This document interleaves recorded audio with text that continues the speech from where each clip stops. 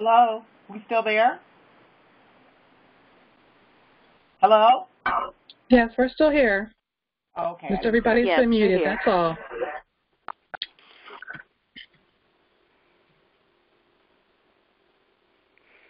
So if you would like to unmute, you have to press *6.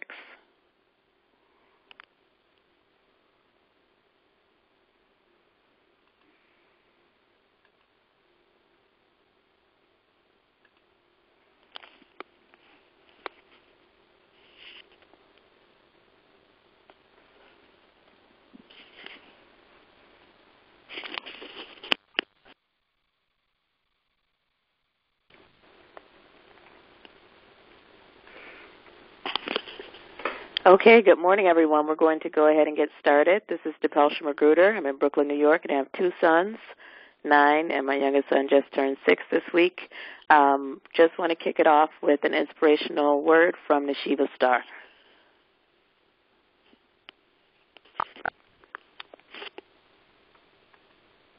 Neshiva Star, please *6 to unmute.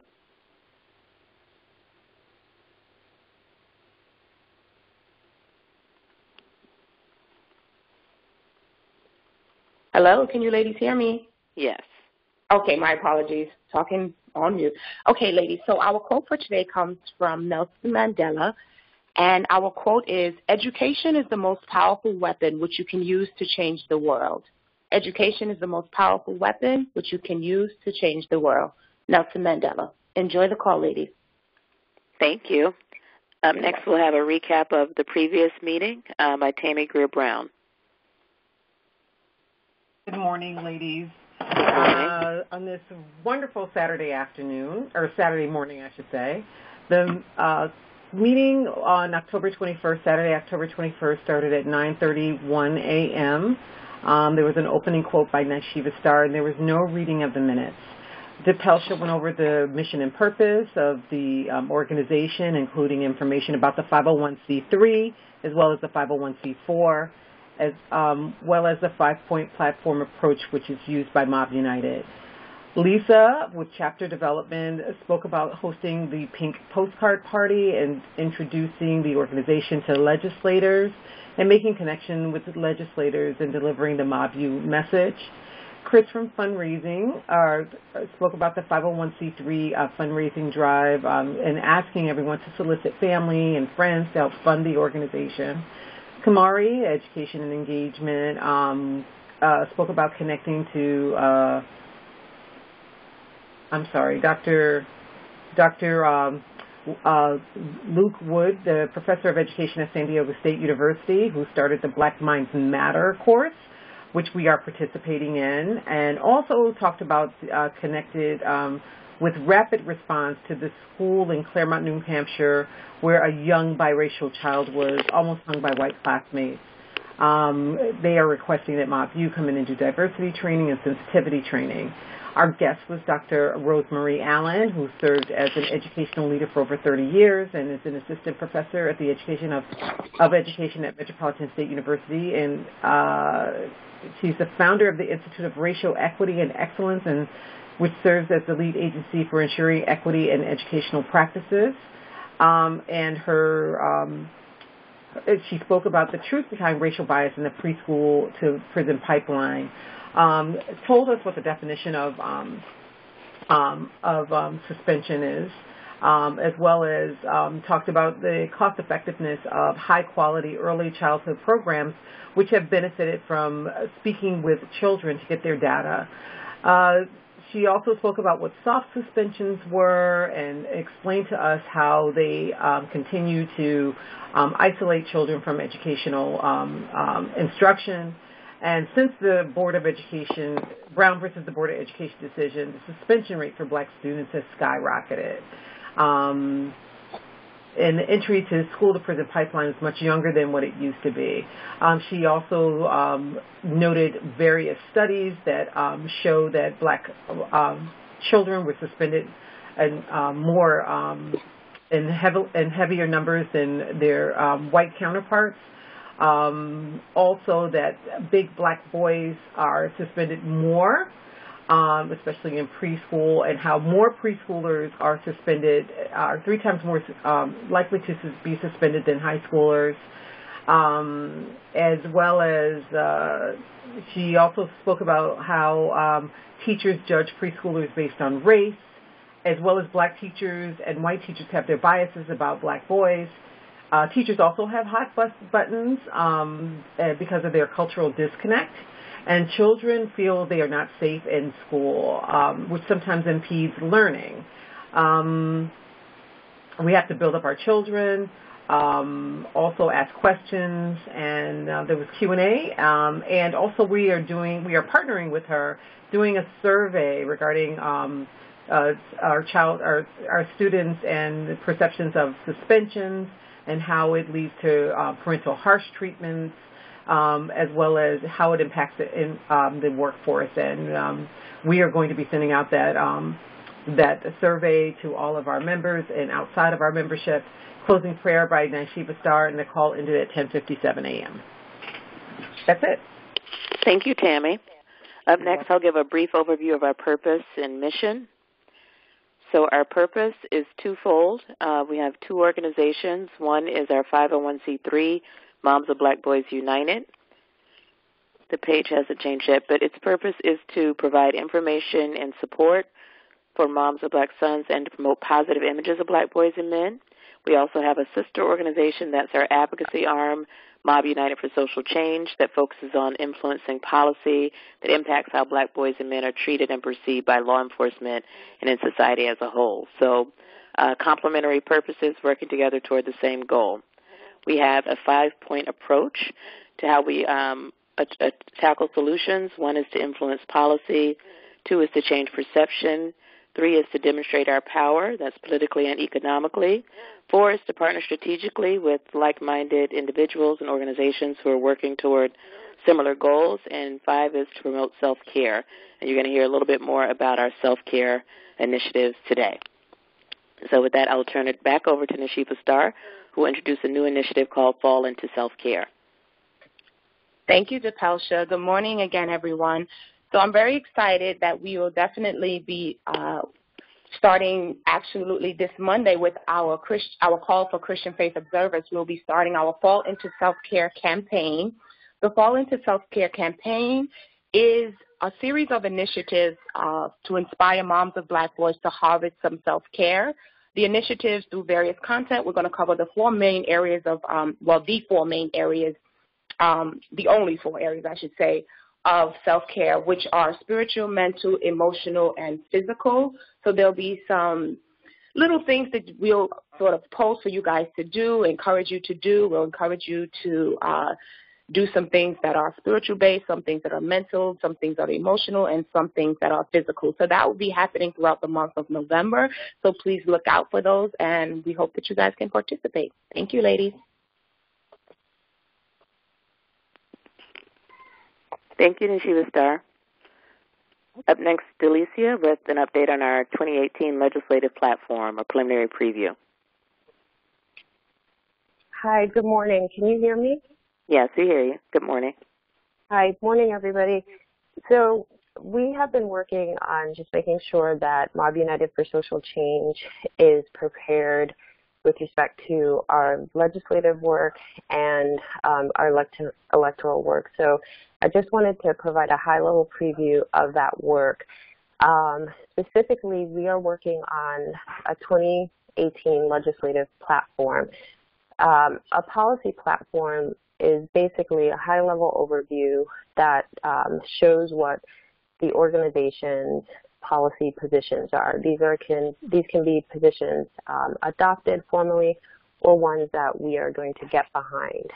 This year we kicked off a state legislative campaign which started sort of end of January, beginning of February, and we were really responsive to what was coming up in all the state legislatures. So what we're doing for the fall is trying to ensure that going into 2018, when all the different state legislatures kick off with their sessions, that we're actually proactive, that we go into the sessions with policy proposals already identified, partners already identified, that we can hit the ground running rather than just responding to things in the moment when they're introduced. So the committee has undergone a series of steps. We have a roadmap which is taking us through this period, and where we are is we're currently finalizing research and then going to prioritize what will be on our platform. The platform will consist of two things. It'll be a concise summary of our positions. So what we're trying to do is equip our members all across the country such that, you know, whenever they engage with policymakers or members of the public, you have a concise summary of all the issues that we are supporting as an organization, ones that tie directly to our mission. And so we'll equip members with information. So, for example, we'll have fact sheets, and we'll have a top-line legislative platform that you can use to engage with members of the public, but most importantly, particularly during this upcoming electoral year, you know, you can engage with your representatives and elected officials. And we can all be speaking the same language in terms of what issues we stand behind, what changes we want to see, and how those people can get involved. Additionally, as I mentioned, we're proactively identifying key pieces of policy and legislation. So the outcome here is that when the different state legislatures open up, thank you. When the different state legislatures open up, we are ready to go and we have proposals identified. So on the next slide is just an overview of what that platform potentially will contain. Our platform will consist of 4 areas: training and integration into work, oversight issues, discipline, and then structural intersections with poverty. We're not going to cover all of these issues, but these are the issues that we're currently researching. Then we pretty much are completing the research, and we're going to go into a prioritization process where we may end up selecting 1 to 2 issues under each of these larger issue areas. And then we will have that summary that I referred to that people can use, and fact sheets that people can use. So that's a preview of our 2018 legislative platform work. We'll come back in more detail in a few weeks' time when we've completed this process. We're in process of drafting the summaries that I referred to. Next up, we'll be engaging key partners to support us in this work. And that's all we have for our platform overview. Thank you, Delicia. Up next, we're going to talk about the first step, or at least the next step, because we've already done some work on this in introducing the organization to legislators at all levels. So, Lisa, can you tell everyone about the Pink Postcard Party? Here we're going to have, if we go to the next slide, I'm not sure we're there, several, can you guys hear me? Yes, we hear you. Okay, good morning. Several cities will be hosting their own Pink Postcard Party this month. As you can see on the slide, for there, today we have 2 events that are going on. One is in Silver Spring, Maryland, so if you're in the DMV area, please go to our website to find the location. And the other one is in our LA area, and that's hosted by our Vanessa McCullers. Next week we have Houston and Brooklyn taking place, as well as Rochester, New York, and Dallas. And then the following week we have Fredericksburg, Virginia, and San Antonio, Texas. So if you do want to host an event, please go out to our website and go to Chapters Development and click the link to register. The windows for hosting these type of events are small because we want to have all the postcards mailed out on the 20th of the same month, because we want our postcards to make a statement on, make a statement when they reach our legislators' offices. The purpose of the Pink Postcard Party is basically we want to introduce our organization to our local legislators. So by them receiving this and by them introducing Mob United for Social Change and what our mission is, this postcard party will get that out there. So that's it for me.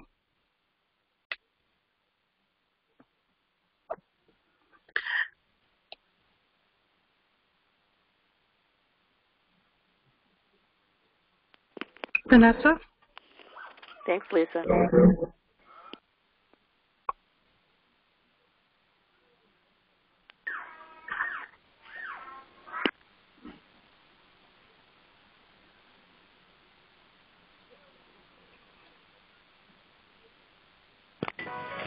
Hi, can everyone hear me?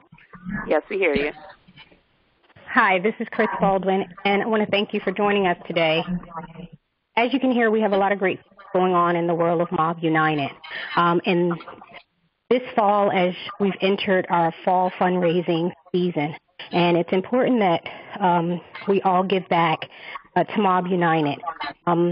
With our opportunities, you will see is that our initiatives are centered around providing more workshops similar to what we're doing today with our guest speakers, going out in the community and promoting our boys and having a campaign that changes things.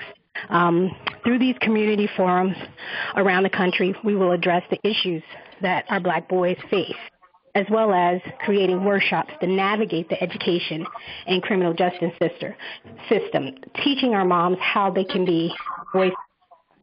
And lastly, through your efforts and through your donations of how you can support us is by helping us to be able to raise the efforts of putting on seminars and equipping moms with tips that they can bring to their schools as well as they can bring to their communities. So one way you can help us and support us on the front line is giving to Mob United this season of giving. Get your family involved, get your friends involved, as well as continue to spread the word so that we can do what we as mothers can do best, and that is protecting our sons. Thank you, Chris. So everyone, please look out for the posts on our fundraising drive and spread it far and wide to family, friends, anyone who you think is supportive of our cause so that we can raise money to continue our work. It's very important. So we need broad participation. Up next, I believe we're going to move on to our very special guest this morning, introduced by our Chair of Education and Engagement, Kamari Gafour Davis.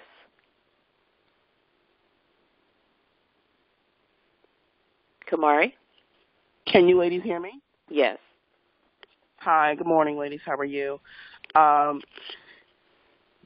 past 2 weeks we've been very, very blessed to have Dr. Luke Wood with the Black Minds Matter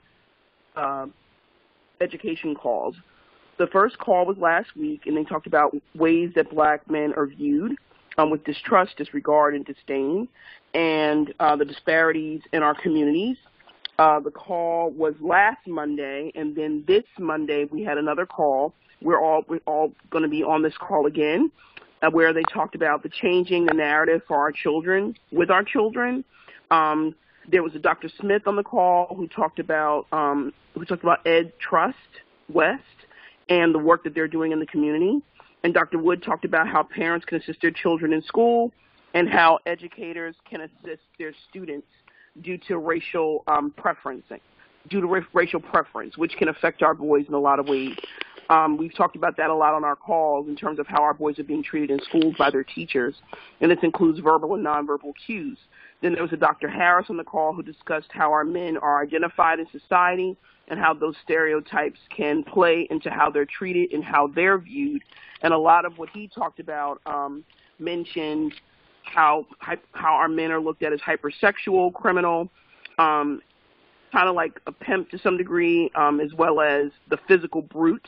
And a lot of the ways that he talked about that our men are identified, we know that we see this all the time, how our men are hypersexualized all the time, how they're looked and viewed as sexy and not necessarily smart. So we know that these are the stereotypes that our men play into. It was a very great call. It was a really good call, very informative, and the next call will be on Monday. So I'm hoping that all of us will join that call. Thank you so much, ladies.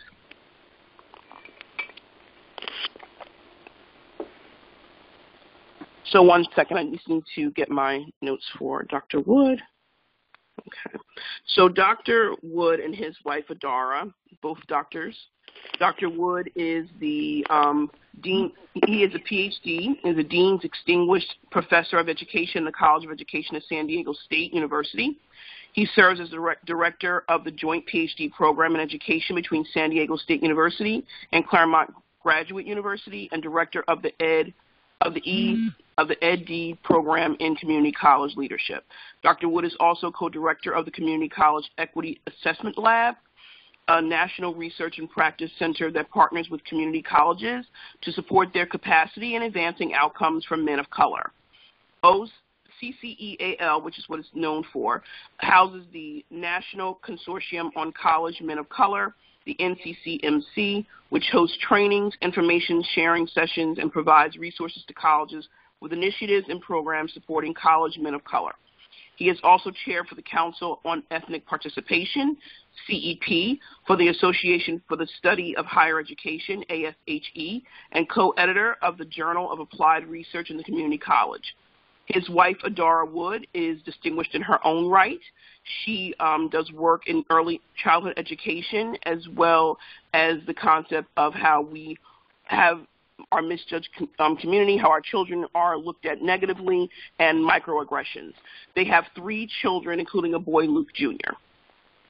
And Dr. Wood will start with us now. Thank you so much, ladies.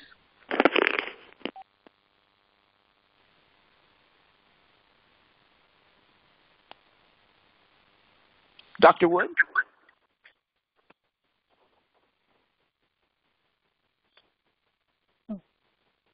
You may have to star 6.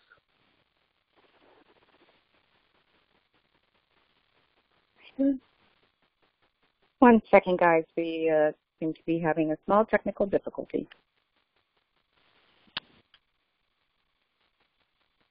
There we go.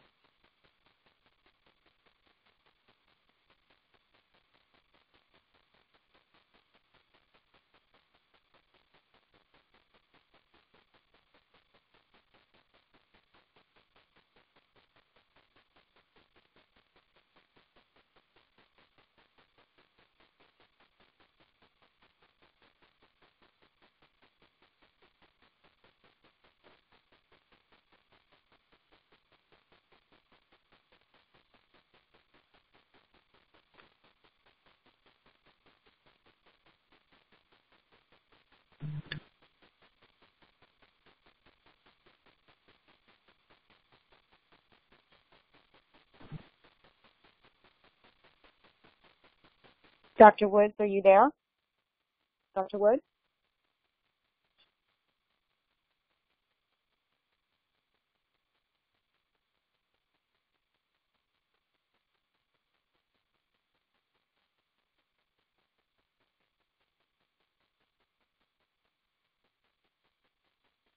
Uh-oh. Can everyone hear me? Yes. Please stand by. I think we were having just a slight technical difficulty.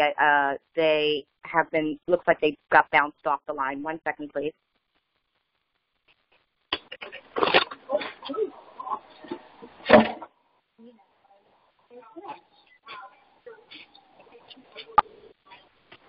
So while we reconnect the call, I'll take this time to give you guys a little bit more information about self-care initiatives, just sort of fill in the time to let you guys know a few of the things we'll be doing. We will continue with the Monday prayer calls from Christian Faith Observers, and some of you have been fortunate. Oh, are we good? No. Can you hear us now? Yes, we can hear you. Good morning. Okay. Good morning. Our apologies. We were trying to. I messed up. I pushed the wrong button and it hung up on us. Sorry. It's all good. It's still early out. Okay. Are you able to see our screen at all? Yes, we can see your screen, or at least I can. Okay. So you can see the PowerPoint slideshow? Yes, ma'am. Perfect, perfect. Do you want to? I sound like you're about to move on to something else. Is it okay to begin, or would you like us to wait? No, you can get started. Thank you. Okay. Well, okay, I'll take over. Well, good morning, everyone. I want to thank you for joining us, and I especially want to thank Moms of Black Boys United for giving us this wonderful opportunity to speak on a discussion about the experiences of Black children in early childhood education. I myself and Dr. Wood are both faculty at San Diego State University, and I know that Luke will be providing some general information on the experiences and challenges that our children face in education. In addition, I'll be providing an overview of a study that we are conducting in early childhood education. Okay, so I just wanted to kind of do a little background on the class that I'm having a chance to teach at San Diego State called Black Minds Matter, a focus on Black boys and men. And what this class is doing is we're trying to raise the national consciousness about issues facing Black boys and men in education. And what we're doing is we're drawing parallels between how Black boys and men are policed in society and how those same patterns occur in educational settings. And we're very fortunate that MOB is one of our partners and has been absolutely integral to really expanding the network of people who are part of this effort. And also want to give also a special thanks to Kamari, who led the parent session last time and will be leading the parent sessions moving forward. So really just appreciate the partnership and the opportunity to work with the organization and hope that this is the beginning of a long-term partnership. Would also like to note that the inspiration for the course came from two different things. One was a report that you see on the right-hand side of your screen called Black Minds Matter, which was released by Ed Trust West, which Kamari, when she was introducing us, mentioned that Ryan Smith was one of our guest speakers, and he was the author of this report. And also would like to note that on the left-hand side of your screen, you see a picture of a gentleman named Alfred Alongo, who was a refugee here in San Diego and who was shot unarmed by police officers. And like so many other Black men who have been slain by police officers, it was a case where for us it was pretty obvious what took place. Unfortunately, the police officers were not held accountable and they were acquitted of any wrongdoing. So in terms of the course, we're also linking Black lives and Black minds, again, noting the similar patterns that we see in policing and in education. And so what we're really doing is we're focusing on two concepts. One is undervaluing how Black lives are undervalued, and then, of course, then how Black minds are undervalued, and then how both minds and lives are criminalized in society. And we believe that the root of all this is white supremacy, is racism, and is dehumanization, and it leads to the manifestation of a number of different patterns that we see, such as the use of deadly force, exclusionary discipline, zero tolerance policies. And so in the first session, we actually covered what this looked like. We gave 10 different ways in which Black men are policed and showed how those are same patterns in terms of how they're educated. If you want to check out the full presentation for that, you can definitely do so. It's on the YouTube channel.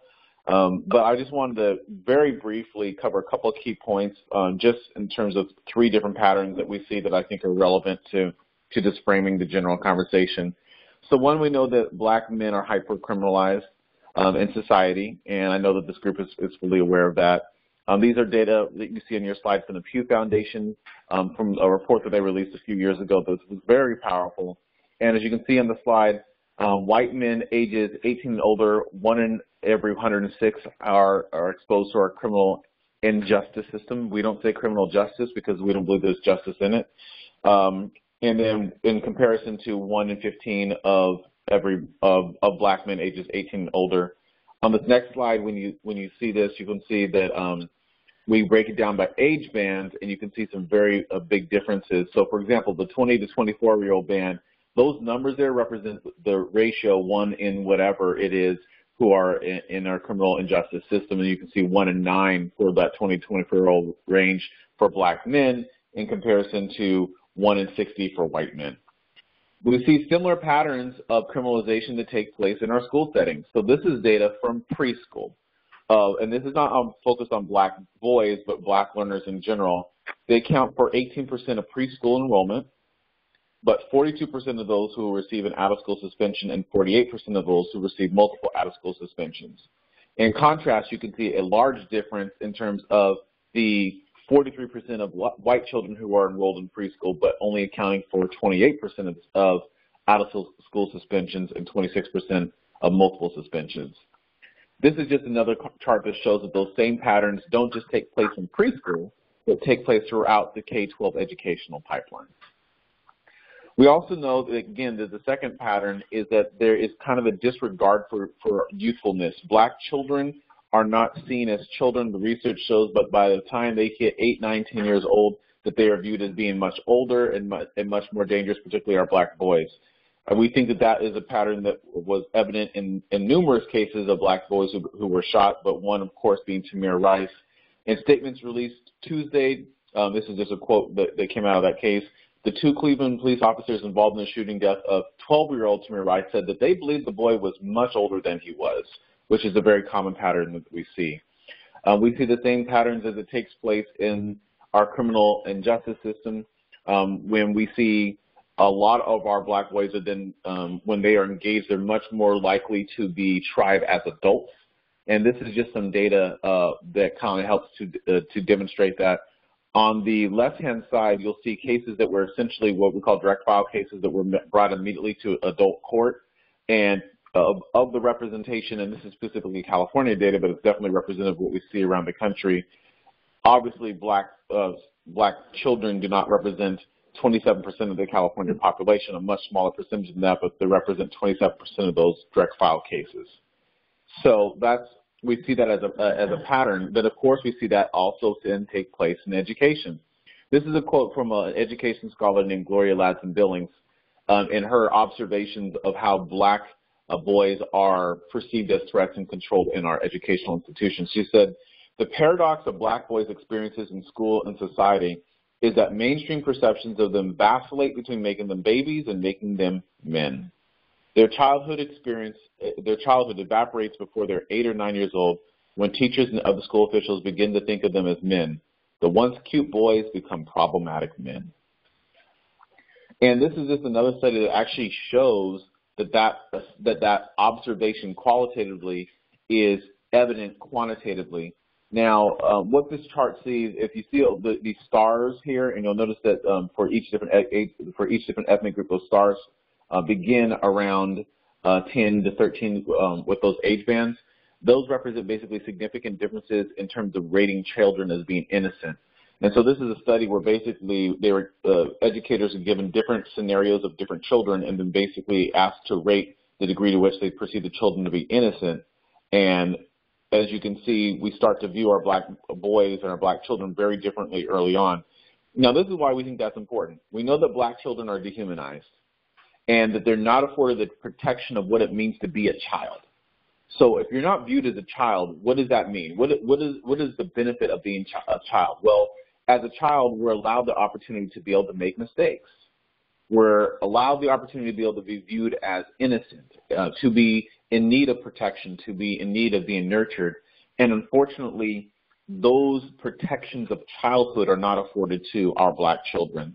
And then the last pattern I wanted to mention briefly is community targeting. In policing, there's a strategy called hotspot policing where they identify places where there seems to be a hotspot of criminal activity, and then they focus resources in those areas. Why do they do that?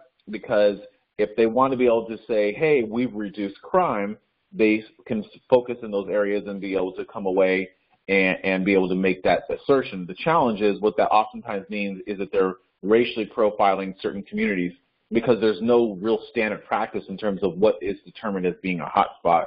And, of course, with unconscious bias, it creeps in and it leads communities of color to being targeted. We see the same thing in our schools.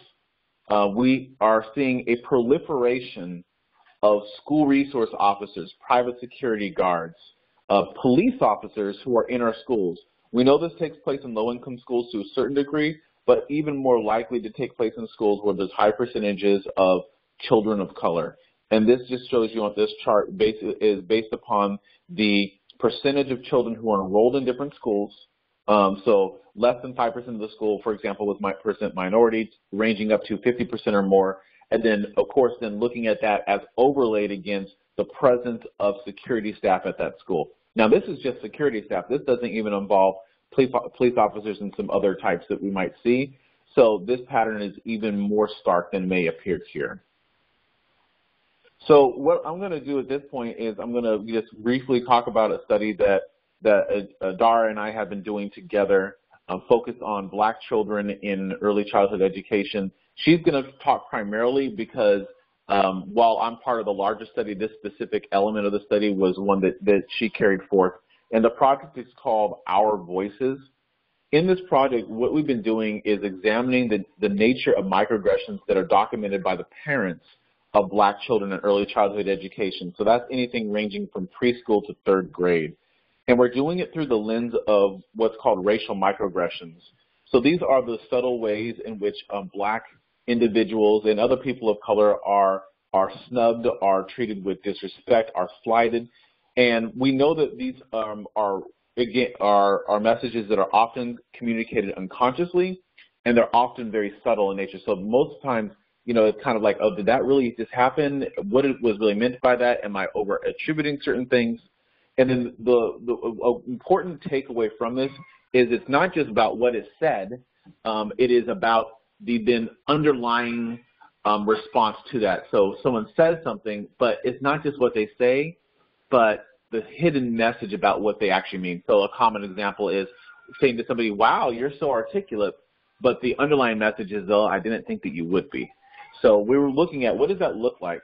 And so we asked parents to contribute written narratives documenting how they and their children encountered these. So we think this project is important because, one, it prioritizes, most of the research prioritizes students, which is important, but we think that parents also experience these microaggressions. And if we're talking about early childhood education, the parents may be better able to articulate what's taking place to their children. We also think that these narratives can be cathartic to parents who are experiencing real challenges. You know, being able to then talk about, write down, and document what you're experiencing, we think is important. So we use a process called critical race counter storytelling. This is just emblematic of 55 parents from 26 states, and we're continuing to collect data for the larger project. So with that, I'm going to now turn it over to Adara, who's going to talk about the themes that emerged out of the study. So there were 3 primary themes that emerged from this study. One was assumptions of being low income. The second was presumptions of fatherless homes. And the third was descriptions of unstructured home environments. And so a number of parents discussed experiences with educators that communicated their assumptions that they were low income. And interestingly, these experiences spanned settings across the board, including interactions with front office staff, school principals, and teachers. For example, one parent of an African-American male preschooler discussed an exchange with a front office staff person. And when the parent attempted to enroll her son in a preschool, this is what was said. She says, "My son was breastfed until he was 1 year old, and therefore was never really left with anyone other than myself and his father. When he was about 18 months, I decided I was ready to go back to work and begin my search for a learning center. I walked into the building of one of the most prestigious early child centers in my area, and upon entering and asking the front desk receptionist if they had an opening for enrollment, I was greeted with the simple, "We have reached our max amount of subsidy-enrolled children. I have 4 college degrees. My husband has 2. I have never qualified for any subsidy, but because of my brown skin color, that must have been what they assumed I was there for." So in this instance, the child's parent perceived that their skin color led to an assumption about her inability to pay for her preschool. or his preschool. And as Luke mentioned, microaggressions often communicate one message that is often shrouded as being helpful and underlining message that communicates an insult. In this case, the staff person provided accurate information that subsidy enrollment was fulfilled. It is conceivable that the statement was designed to allow the parent to move more quickly in making decisions about other locations for their child's care. However, the underlying message communicated an assumption of her being low income. And so here's another example. This one says, my daughter was 3 years old entering preschool at a private school. The school requires a meeting with the teacher a week before school starts. It can be in the classroom or a home visit. We opted for a home visit. When my daughter's 2 teachers arrived, let's call them John and Sue, whom are both white, I was met with not much of a welcome from Sue. John was great, but Sue was questioning me about how I can afford 2 46-inch TVs and 3 tablets. She asked questions about how I could afford private school and made a comment about my apartment being in the ghetto. I'm middle class and make $52,000 a year. So this assumption here was that this combination of higher cost school, 2 larger televisions, and 3 tablets would fall outside the parent's purchasing power. So the teacher also remarked that the family's home was in the ghetto, a stereotypical perception often held about black families. Interestingly, the parent noted that the perception was not accurate anyhow. In addition, the use of the word ghetto to describe the home falls in line with pathologizing culture as a micro-insult. And so another sub-theme of pathologizing culture was the presumption of an absentee father. Parents of black children described how teachers, school leaders, and even other parents made presumptions that mothers were single parents and that black children did not know their fathers. One example came from a mother of a preschooler who discussed the Father's Day project. She stated the following: when my son was in pre-kinder, his teachers automatically assumed his father wasn't in the picture.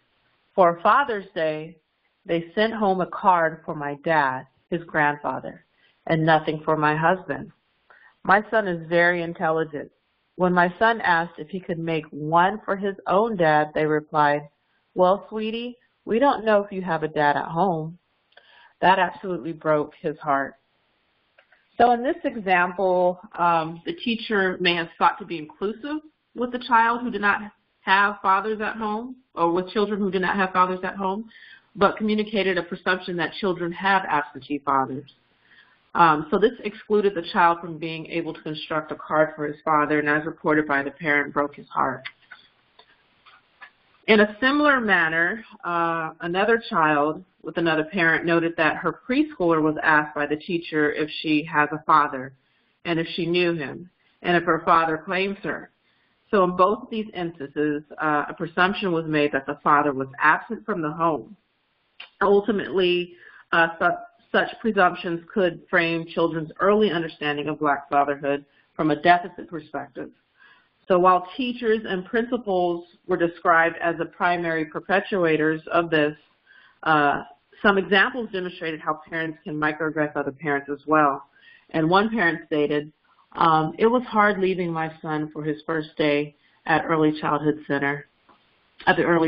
Center. He dug his nails into my leg and held on for dear life, screaming at the top of his lungs. My husband and our parents were his only babysitters, and they all stood peering through the glass behind the door while Mommy did the dirty deed. I begged, pleaded, and bribed him to let go, but he hadn't budged. Another parent, a mother, comes in and drops her child off. The little girl walks in with a smile and runs off to lay with other children. While daring eyes, the mother returns to me.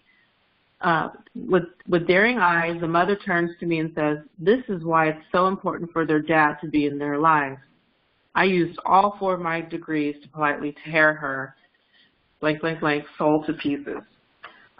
So the message communicated a presumption that mothers were single parents and fathers of black children were deadbeat dads who did not engage in rearing of their own children.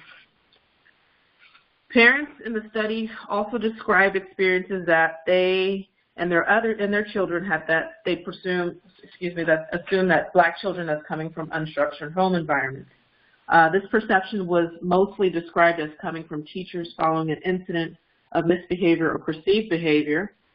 In particular, this description was used as a method of making meaning of the actions that encountered by broadly associating unstructured home environments with Black children or Black child rearing. One parent stated the following: "We live in a predominantly white neighborhood, and my son was standing on his chair in the classroom, and the teacher told him, 'We don't behave like that anymore. You are not in the hood.' My son's kindergarten teacher said this." So as evidence in this quote, the teacher made an association between perceived misbehavior and an unstructured home environment. Moreover, the teacher also conveyed an assumption that the Black child came from a home that was located in the hood. And I believe this is the last one here. This is a similar connotation to the sub-theme of an assumption of being low income that was previously articulated. Another parent described an experience with a teacher that described her child as emanating from an unstructured home environment. And the parent offered the following narrative here. In first grade, my son had a teacher who was genuinely disinterested in teaching her students and would often take sick days and eventually completely abandoned her position. My son has ADHD, and this was before I could get a formal diagnosis. The teacher would never communicate with me, and upon finally granting me a conference, the teacher suggested my child was unable to learn, and it was certainly the fault of his upbringing because his behaviors, hyperactivity, only manifested in children with no home structure. This was our first conversation, and she referenced statistics that apply to African American children and their academic abilities relevant to socioeconomics. I was caught off guard and shocked that she felt so candid and spewed her disbelief in the abilities of the children in her class who were Black. It was eye-opening, and I was glad to see her leave. So in this instance, you see that the teacher avoided engaging the parent and was reportedly unsatisfied with the teaching duties. And these actions led to the parent to perceive that the teacher was disinterested in the success of their children. And so during this meeting, the teacher communicated their assumption that the child's actions was a function of an unstructured home environment. While it is accurate that the school had a high concentration of free and reduced lunch children, the assumption expressed by this educator was that the child was low income and therefore came from an environment that was unstructured. So this example, like the others provided, demonstrated a ghettoized perspective of families and therefore communicated lower expectations for behavior and academic performance. So just some key takeaways from this particular study. One, we know that there was a theme that basically communicated that these families came from an inferior culture that was perceived as being undesirable, deviant, and lesser than, which is in line with what we refer to as pathologizing culture, or seeing certain people's cultures as being lesser than. The messages were often not intended to cause harm, but they did. So we know that with microaggressions and other types of messages, the person who's doing it is oftentimes rendering it unconsciously.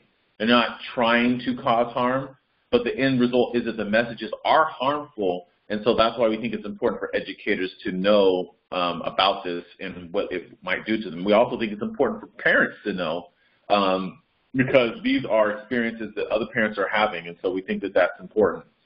The statements, might have seemed innocuous, right? They might have seemed like, well, it wasn't really that big of a deal. I mean, it is accurate that Black children are overrepresented among schools where there are low-income children and where they have free and reduced lunch. It's also accurate that some Black children are raised in homes with single parents. But this does not represent necessarily the majority of Black parents, nor does it account for the communalistic ways in which Black families are raised. I would also argue that it's not even so much what was said, but the way that it was said, right? It's the messages and the context that they were delivered were meant to be, or not meant to be, but came off as degrading, insulting, and dismissive. And this pattern seemed to be evident regardless of whether the message rendered was accurate or inaccurate. So it's not simply what is communicated, but the meanings that the parents and their children ascribe from the encounters themselves. So you might be asking yourself, okay, so, all right, some of you might even think to yourself, oh, I could probably add a few examples of things I experienced. So what do we do? Where do we go from here? So one, we believe that it's absolutely essential that we train educators. Educators who work with black children and family must be engaged in training on bias, stereotypes, and microaggressions. And while this is much more likely to occur when we're talking about the collegiate level, when we start getting down to early childhood, these are not conversations that we believe take place enough. And unfortunately, at the early childhood level, that's where perceptions of schooling begin. So it's not surprising then that by the time we see boys get to 4th, 5th, 6th grade, that they start to disassociate with school and see school as something that's not for them, because one, they have educators who oftentimes don't look like them, and even then when they do, they render messages like this to them. Additionally, we believe it's important, we cannot dismiss educators. If they're truly well-intentioned, they will be open to hearing our voices. So I think that serves, and we think that serves as a litmus test. If they're open to actually hearing how they're coming across and what they're saying, then they're well-intentioned. But if they're not open to it, we can't assume that they are well-intentioned, which is what a lot of the literature does. Here's the other part that we think is important. Parents must be educated as well. We are not crazy. So if you hear this information and you're like, this resonates with me, it probably resonates with you because you're not crazy. These are real experiences that real parents face. As one of the challenges with microaggressions is when someone says something like this, so you don't even know necessarily what to do with it, where to place it, like, where is this coming from? What are they trying to say to me? And then you might even think, like, is it me? That's what the research tells us. And so we think it's important just to put these out there to say, hey, you know what? We're not crazy. This is really what's taking place. We also think it's important, therefore, that parents become unapologetic advocates for their children. So some ways that you can help contribute is if you wanted to, you could contribute to the study. This is the link if you wanted to go on and participate and contribute your own narratives. We also think that there's many more things that we can be doing to better prepare educators and better prepare children. So a reading that we would recommend, and Adara had mentioned this earlier before we got on, so we didn't have a chance to add it to the PowerPoint, but it's an article called Microaggressions in Everyday Life. It's Microaggressions in Everyday Life. It's written by Derald Wing Sue. That's D-E-R-A-L-D, Wing, W-I-N-G, last name is Sue, S-U-E. All you have to do is type in Microaggressions in Everyday Life on the internet, and you'll get a publicly available version of the PDF that you can read. We think it's important to put this document in the hands of every parent so we can better understand not just our experiences as the parents of black sons, and specifically for my wife as a mother of a black son, but also that of our children. So with that, we would love to take any questions or hear any comments that you might have. The author is Derald Wing Sue. Derald Wing Sue, okay. I saw a comment come up that said that. Well, first, this is Tapelsha. I just want to say thank you so very much for this presentation. I've been sitting on the edge of my seat the whole time because it's so riveting, and it just summarizes so much of what we talk about. We are, as an organization, aiming to be educated on all these issues and disseminate the information and be the best advocates for our sons that we can possibly be. And I think this presentation just really summarizes it all in one place in so many ways, the things we talk about. So just thank you so much. And I'll open it up with a question, which is, what's the best way? Obviously, we're partnering to disseminate this information broadly, and we're sharing it with our membership and with moms within our Facebook group. But how do we how would you recommend we best share this type of information in the moment? Like if we feel that our children are the victim, or if we have our own stories like this, would you recommend going in with a teacher, for example, and giving this whole presentation? Do you pull out the data points that are most relevant? Do you proactively share it? Like, how can we best disseminate this in a way that helps our children in school in particular? So I got to say this is one of the tougher kind of topics because not everyone's going to be really open to hearing what we have to say. Mm-hmm. So I think that it's important for us to try to read the situation. If it's someone who we believe is going to be open to hearing, especially if it's a microaggression to us, I think then we have to make that determination whether it's someone who's going to be worth that time, right? Now, if it's something that deals with our children, we have to be advocates no matter what. Mm-hmm.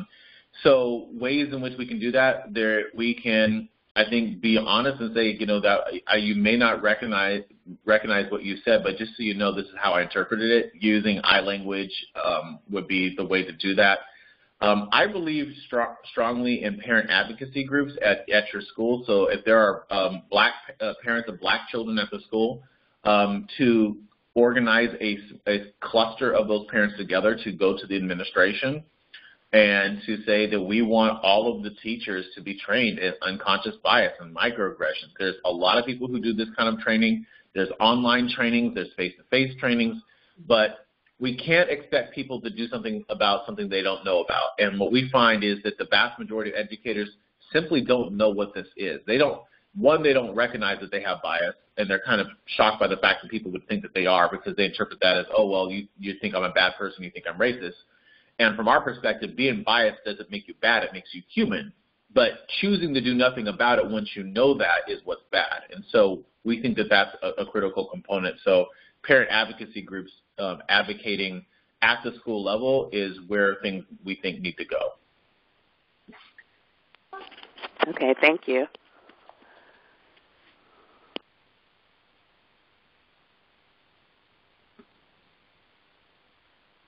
Dr. Wood, outside of preparing the teachers, how do you think it's best for us to prepare our children when they may face this and allow them to advocate for themselves at an age where, this behavior is detrimental to them? I think that's the best way to say it. Well, so we do a lot of training that actually works with students and training them to learn about microaggressions and understand microaggressions. So now this study was specific to early childhood. It's probably a little too early to do that. Maybe by third grade starting to do some basic concepts, but I think any time before that it's a little bit too much for them. But I do believe that as students get to, fourth, fifth, sixth grade, it's absolutely essential to teach them about this because it gives them a sense of power in an environment that they may feel powerless in. Because they might not be able to stop what's taking place, but they might be able to then better understand it. And then if you can understand it, you can view it as an artifact, as, okay, this is what's occurring, this is what was said, this is what was meant. And again, it's important to recognize that we're not crazy. These are experiences that we're really having. We're not over-attributing certain things. And once we can empower our children with language to be able to address that, we think that it helps them. And again, we do a lot of training where we work with students in better preparing them to understand what microaggressions are, and even some basic strategies and how to respond to them. So for example, here's a one simple thing. Someone says to you, wow, you're so articulate, right? And with a sense of surprise, responding, well, thank you. You're really articulate as well, right? And by just and that's a very subtle thing, but what you're doing is making the person think for real briefly, like, okay, well, why did I say that they were articulate, right? And starting to point some things out to more direct things as, that was a microaggression. I don't know if you know what they are, but da-da-da, and this is how I received it. So, but we have to train them on how to be able to be very dynamic in those moments, and that's why I think you really got to wait till we're looking at 4th, 5th, 6th grade. But we train a lot of students on how to do it, and when they do, here's the initial reaction. The initial reaction is usually being emotionally overwhelmed, because it starts to then make sense, so many different things, and it becomes a process. Usually it's not like a one-time thing. It's several, it's going and talking with them, then several months later coming back, and as they've then started to make sense and make meaning of their experiences, it can be very an emotionally deep work, but on the back end of it, nothing can be said about the empowerment that it gives them in being able to basically navigate systems that are racist and not designed for them. Thank you.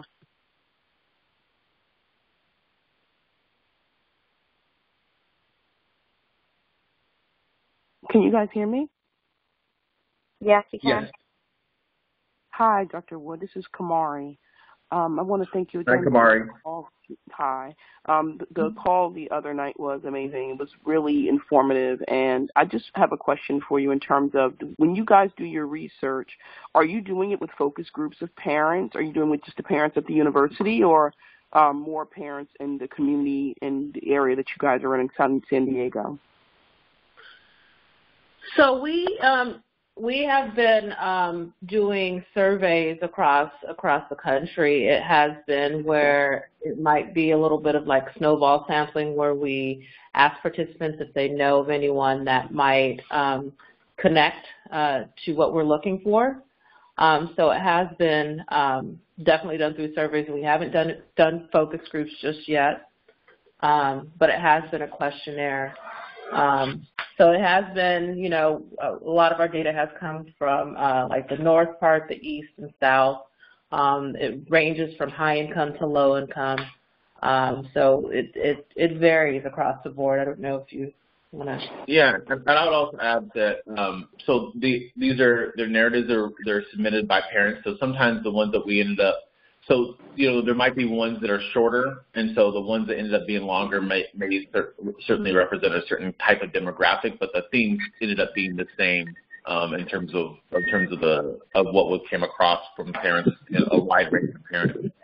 And I should also note that that specific study was focused on really primarily mothers of Black children.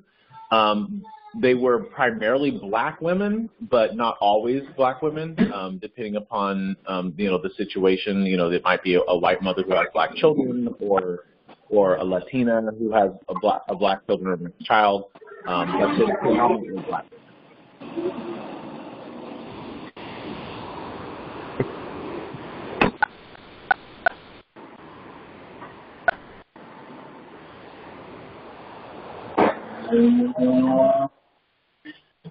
Hello? Hi. Hello? Oh, yeah, something happened with the line. I'm not sure. Thank you so much for that. I also just wanted to mention what I found is that a lot of times, because I do a lot of cultural sensitivity, diversity trainings, and I found a lot of times that when I talk with teachers, that they don't even recognize that what they're saying to students. A lot of times they don't recognize how they're saying things. So when you mentioned earlier and during your presentation about how it's not intentional, it has a lot to do with just culturally, like their attitudes towards brown children. And and it's unfortunate, but when I see it, and when I've even experienced it with my own children, a lot of times when you go to the person and you mention that this is what has happened and this is how you affected my child, they're kind of like, oh, I didn't mean to do that. That wasn't my intention. So I'm very happy that you said that. Hold on. Yeah. And because of that, that's why they might have even a hard time of recognizing what they've done, because that wasn't right. So it's what they communicated, because it's what they believed under the surface, but they're not necessarily aware of what they believe under the surface.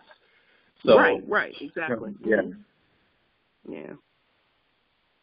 Thank you so much. Absolutely, thank you. Good morning. Good morning, Dr. Blake. Can everyone hear me? Yes. Yes. Yeah. So this is my question. Our dominant this definition of the single parent, right? It's just the usually we're referring that the mom is in the home, the dad is not. And we say, oh, if the dad is not living in the home, that's a single parent, right? Mm-hmm. Oftentimes, what we are not taking into consideration is that the father is absent altogether. And so I really feel like there's a distinction, right, between the single parent and the solo parent. And this is personal to me because I am the solo parent, right? I'm the mom by myself. So a lot of the points that you are making really hit me because I find myself constantly in environments where I'm like, I'm not going to have my child be stigmatized. I'm not going to have my children this. I'm not going to have my children that. And my daughter's 9, my son is 1. And I'm constantly, going into environments and wondering, oh, people are looking at me this way or people are looking at me that way because they always only see me. I fortunately have the benefit of education and upward social mobility, but how do we start to help the moms who may be dealing with the same situation and unfortunately are not even aware that they might be perpetuating some of the same microaggressions that you speak of? Yeah, that's a difficult question. Wow. So I will say, we as a community are not immune to perpetuating the same microaggressions and holding the same biases. So that can be difficult.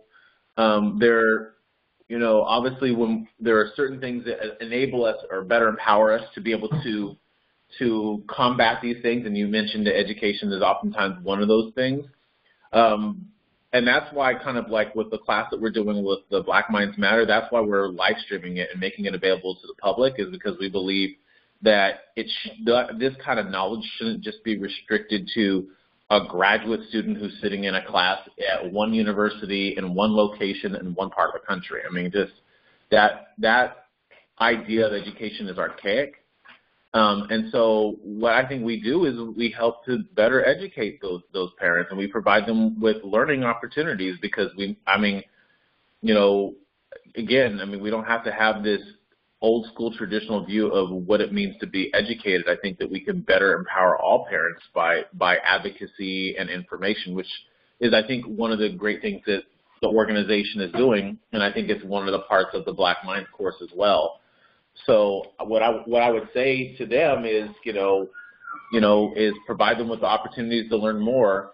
But in doing so, we have to be careful not to have the same approach that white communities do with us, where we do it from a sense that we're better than, or we know more, or our ideas are more important, but to do it really from a more communalistic perspective of we're trying to, we are all part of the same community, and it's our goal to uplift every one of us together. So I think that that's also important in terms of the framing. Thank you so much, Dr. Lloyd. Thank you. Thank you very much. Makes sense. Okay. Hi, can you hear me? Hello? Yes. Yes. Hi. My question is going back to microaggression training. I recently started working with my son's high school regarding some reported discomfort with microaggressions stemming from some of the questions that came out of the literature curriculum. I was surprised their level of receptivity to it. They were really open and bare about trying to do better. And even my son has noted this year the difference in the approach by the teachers in not asking or, subliminally expecting the Black students to kind of speak for or represent, the entirety of the Black population, which is overwhelming to anyone, much less a high schooler. But my question is, you said, introducing microaggression training, and that really got me excited thinking about that. Do you have, I know you deal mostly with early childhood education, and that's where your study focus is, but do you happen to have a resource you could recommend for a high school level training that I could perhaps introduce to them? Because I do feel they'd be receptive. I just don't think they have any idea about the resources. I did ask them to contact the Cultural Studies Department in our local university, but I think they got more feedback basically on how to deal with their curriculum and better questions to ask, better ways to introduce the topics versus broadening the spectrum to all areas of the curriculum and the school vibe in general? Yeah, I mean, are you looking for a training for the students or a training for the educators? The educators. Okay, for educators. Then I definitely have a resource for you. I would go to the Center for Organizational Responsibility and Advancement, who I'm involved with, and who also is one of the partners in supporting the Black Minds course. They have extensive online trainings in teaching boys of color, teaching men of color, supporting boys and men of color, unconscious bias, microaggressions, privilege, and a lot of different topics. So if you go to their website, which is coralearning.org, that's CORA learning.org. I'll see if I can put it in the comments. I'm on my phone, sorry, so I can't see it. But thank you. I got coralearning.org. Yes. Perfect. And, I think that's excellent. Yeah, and if you have any questions about that, you can also always follow up with me, and I can recommend some additional resources if you don't feel like that one is a particularly good fit. I appreciate that. Thank you so much for this. Hi, before you go, Vanessa, who's the person who just asked the question? Can you please identify yourself? My name is Amy Dixon. I'm sorry, Amy? Yes. What's your last name? I'm sorry. DeHaven. DeHaven. Thank you, Amy. No, we just wanted to make sure, as we're moving forward, if everyone could please share their name and where they're calling from, it'd be fantastic. Thank you. I'm calling from Minneapolis, Minnesota. Thank you. I apologize. Yay! Oh, no worries. No worries. Thank you. Sorry, it was my Shiva Star before her. Sorry, Vanessa. It's okay. Hi, my name is Chris Baldwin, and I am calling from Carolina Beach, North Carolina. Yes, Dr. Wood, I said Carolina Beach. I'm sitting at the beach. Seemed like a good idea when I moved here. Well, my son is 9 years old. He's in 4th grade. And as you can imagine, living at the beach, it's 99.9% Caucasian. So there's not very few minorities that are in school. But in the school, the teachers are predominantly Caucasian, even down to the janitor and the kitchen staff. Usually they put African Americans in the kitchen or custodial jobs. But in my case, even down to those positions. However, my son happens to have, as in 4th grade, one of the only African American teachers in the school. And I have experienced and witnessed through conversations with her language and verbiage, demonstrating aggressions with my son, which is very disappointing. She's an older woman. She may have taught in the school system for several years, but out of the one minority child in her class, she's made statements. My son does have ADHD. He has sensory processing issues. And I saw her one day and I said, how's it going? And her comment was, well, everything would be fine if he just sat down. And I've seen her isolating my son, and I've seen her, over-scrutinizing him in terms of his behavior. As you said, our children aren't able to be children. Our boys aren't able to be boys. So what she's done on a continuously basis, it's only November, but throughout the semester, what I've been seeing is her easily dismissing him, him constantly getting referrals. And, making him feel as if he's inadequate. Where I'm not seeing with some of his friends, because he'll say an incident happened, well, she referred him to the office. She referred him to the resource room because he does have an IEP. But I'm not hearing the referrals for his buddies that he was playing with. She even made the comment that you're chewing too loud. And she sent him out of the class for that. Whereas, like I said, it was disappointing that that happened. My question is, when you have a educator that is African American and experiencing that, it's kind of disheartening, but how do you address it with her?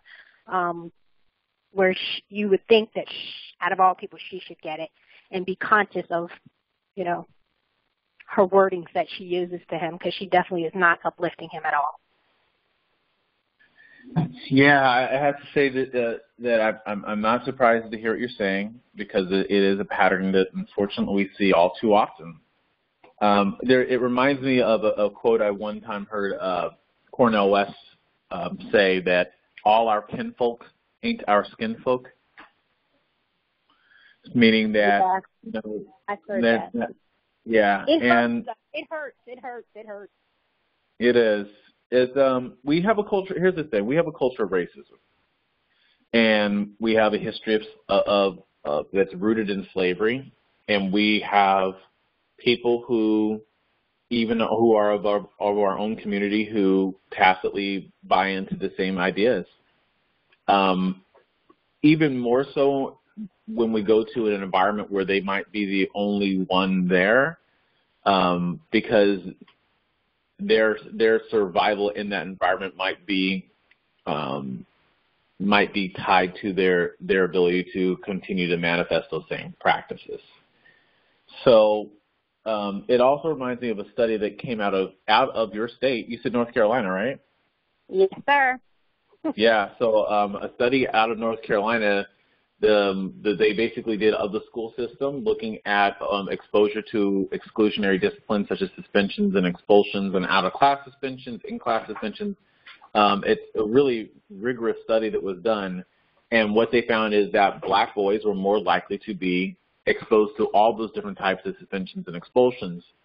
And then what they did was, in your state, they took schools and they made comparisons between when the referrals were done by white teachers versus black teachers, and when the referrals went to in schools where there were white principals and black principals. And unfortunately, they found no significant difference between the two, meaning that they were overrepresented and those patterns were manifested in both communities. So I'm not surprised to hear you say that, because there was a pretty large-scale study that was done in your state that basically affirms what you're saying to be an accurate pattern. So what do? I think we have to engage them as we would any other educator, and we, have to explain to them, the message that they're communicating.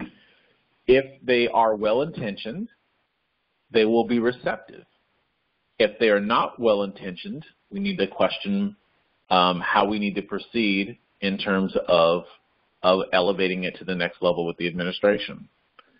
And yeah, because I even had a meeting with her at the beginning of the school year when I was seeing some things and concerns, and my husband and I, that stereotype. My husband and I went for the meeting, and we sat with her, and she said, "Well, what do you want me to do? Let me know what you want me to do, and I'll do it." Like, as an educator, and especially she's an older woman, so she may have been doing for this for several years.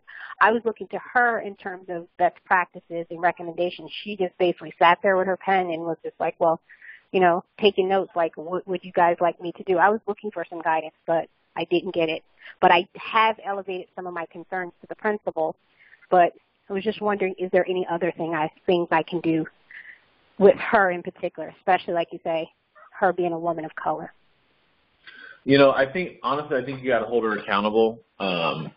So I would, at this point, not let small things go. Even if it's minor things, I would bring it to her attention in a very respectful way, but I would be very persistent to keep it at the forefront of her mind. And again, if she's a person who's well-intentioned, she'll be open to it. And if she's not, you have to consider, what you can do to help buffer that experience for your child. Here's one of the hidden parts of this work.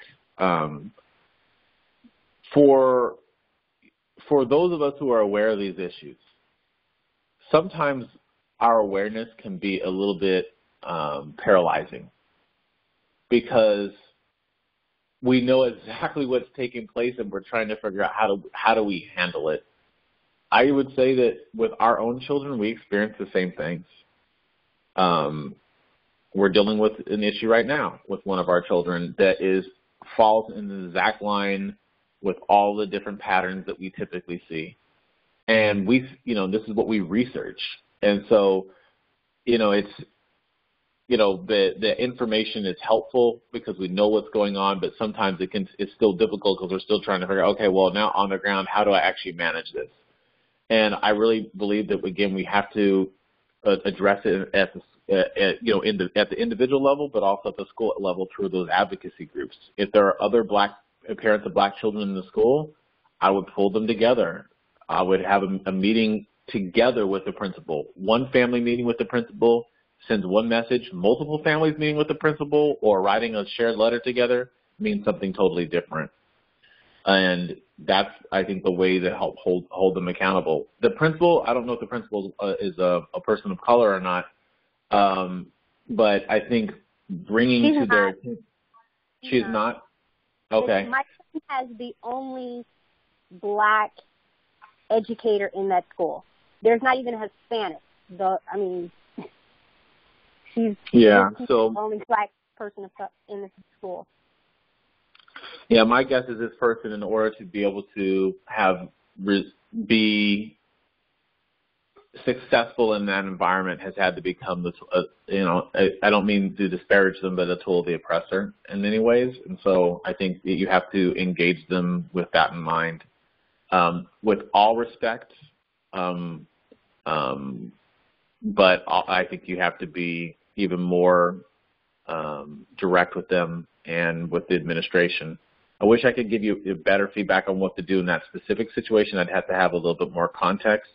But if there's anything you feel like that we might be able to do, you could certainly reach out to us directly, and then maybe we could have a longer conversation about more of the dynamics. If you could put in chat the North Carolina, give it to Kamari, the North Carolina study, I would want to share that with my husband. Absolutely. Let's get back to the chat and we'll.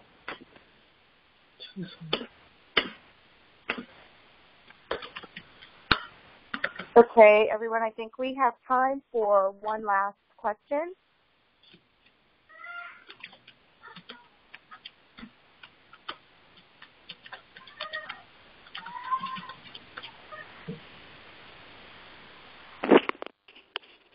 Last call for last question.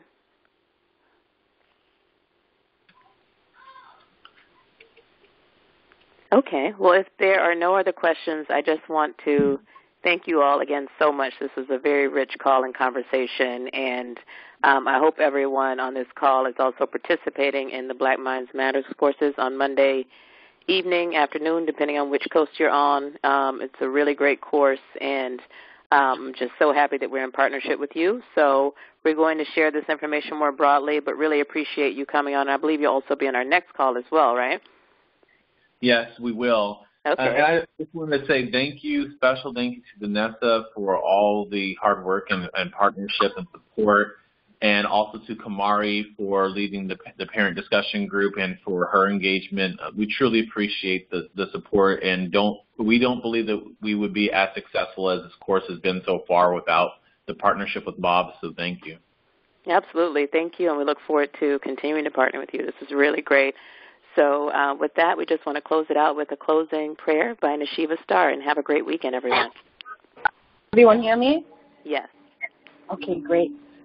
I have to tell you, ladies, that I have been inspired, and inspiration is a great thing.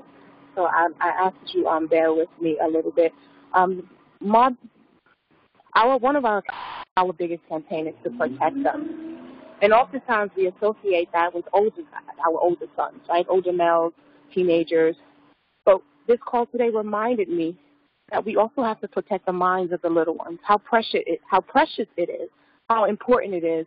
And so I ask you guys that as we close out today, that this prayer be a reminder to us of how important it is to protect ourselves, that we can protect them at any age. Universal Power, we stand before you asking you for guidance. We ask that you help us to be able to continue to be the advocate for our sons. We ask that you give us insight, give us purpose, give us direction. When we are weak, we ask that you give us everything that we need to remind us that we are our sons' greatest keeper. We are their strength. We are their motivation. We are their inspiration. We are their power. And that if we do not see the power in ourselves, we cannot protect them. And protecting them doesn't begin when they're teenagers. It doesn't begin when they're 8 and 9, when society starts seeing them as adults. It doesn't begin when they are treated older than they are. It begins at the moment that they come out of us. And so this purpose, this organization, these two organizations are even more important than we thought that they would be, because they remind us that we have to protect our sons. I'm sorry, guys, we have to protect our sons from the moment they come out of us for as long as we are able. That is our duty. It is our responsibility. So we ask for the insight to continue to do that, to continue to be their cheerleader, to continue to be their guidance, to continue to be their strength when they need us to be. We ask these things graciously. Amen. Enjoy the rest of your weekend, ladies. Bye. Amen. Thank you, ladies. Thank you, ladies. Have a good weekend, everyone. Have a good weekend. Thank you.